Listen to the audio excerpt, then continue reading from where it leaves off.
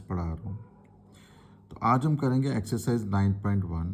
तो इसका question number 1 क्या कह रहा है कि एक सर्कस आर्टिस्ट है, ठीक है जी। सर्कस आर्टिस्ट है जो क्लाइंब कर रहा है एक 20 मीटर लॉन्ग रोप। एक रस्सी है, 20 मीटर लंबी रस्सी, उस पर वो चढ़ रहा है, which is tightly stretched and tight from the top of a vertical pole, ठीक है जी। अब बेटा सबसे पहले देखिए कि यहाँ पे हमारे पास क्या है, एक वर्टिकल पोल है। तो उस पोल के साथ उस रस्सी को उसने क्या किया हुआ है, बांधा हुआ है यहाँ पे, ठीक है जी। तो ये हमारे पास एक आ गया पोल, दिस इज माई पोल, ठीक है जी। और पोल कहाँ पे होगा, पोल तो होगा ग्राउंड पे। तो ये मेरा क्या आ गया, ग्राउंड आ गया, दिस इज माई ग्राउंड, ठीक है।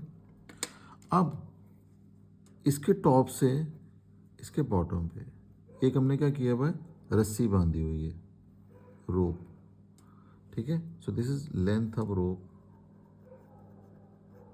तो लेंथ ऑफ जो रोप है वो कितनी हमारे पास है, 20 मीटर, दैट इज 20 मीटर, ठीक है। To the ground, find the height of the pole. हमने इस पोल की हाइट निकालनी है। सो लेट इट बी, इसकी हाइट क्या है, h है, ठीक है।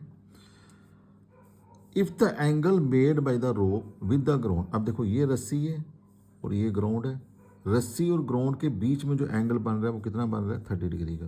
तो यहाँ पे जो एंगल बन रहा है बेटा वो कितनी डिग्री का बन रहा है, 30 डिग्री का, ठीक है जी। अब देखो यहाँ से क्लियर कट आपको दिख रहा है कि जो आपकी रिलेशन है वो किस में बन रही है। आपने निकालना क्या है, हाइट, ठीक है। अब देखो यहाँ पे तो आपके पास आ गया राइट एंगल ट्राइंगल, ये राइट एंगल बन गया। अब एंगल के सामने ये आ गया परपेंडिकुलर और ये आ गया हाइपोटेनिस, यानी कि इस केस में आपके पास जो रिलेशन बन रही है वो किस में बन रही है, परपेंडिकुलर में और हाइपोटेनियस में। और परपेंडिकुलर और हाइपोटेनियस वाली जो रिलेशन होती है, देखिए यहाँ पे ये आ गया परपेंडिकुलर और हाइपोटेनियस मीन्स साइन थीटा। तो यहाँ पे हम किसका कंसेप्ट लगाएंगे, साइन वाले का। बहुत ही आसान क्वेश्चन है बेटा, बस थोड़ा सा ध्यान से आप करोगे तो बड़ा मज़ा आएगा करने में इसको, ठीक है। इसका हम नामकरण कर लेते हैं। तो लेट इट बी, ये मेरे पास ए है, ये मेरे पास बी है और ये मेरे पास क्या आ गया, सी आ गया, ठीक है जी। अब in right triangle, in right angle triangle कौन सी है, ए बी सी। बी को आपने सेंटर में रखना है बेटा, क्योंकि राइट एंगल कहाँ पे बन रहा है, बी पे बन रहा है, ठीक है जी। तो जहाँ पे वो राइट एंगल बन रहा होगा आपने उसी चीज़ को लेना है। नाउ यहाँ पे देखिए आप, बी सी, चाहो तो आप बी सी अपान ए सी ले लो, ठीक है जी। तो बी सी अपान ए सी।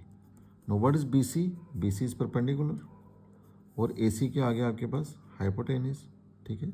ये क्या बन जाएगा मेरा, साइन, और एंगल कौन सा है यहाँ पे, 30 डिग्री का, ठीक है जी।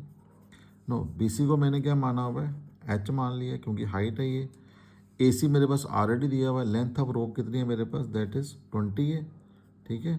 नो साइन 30, अब देखो टेबल, तो टेबल में आप देखो कि साइन 30 की वैल्यू कितनी होती है।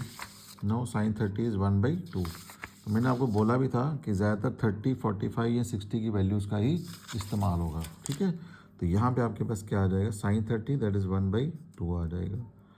तो दिस इम्प्लाइज दैट, चाहो तो आप ऐसे भी काट सकते हो बेटा, ये 2 1 द 2 एंड 2 10 द, ये आ गया h/10 इज इक्वल टू क्या बचा, 1/1 नहीं बचा।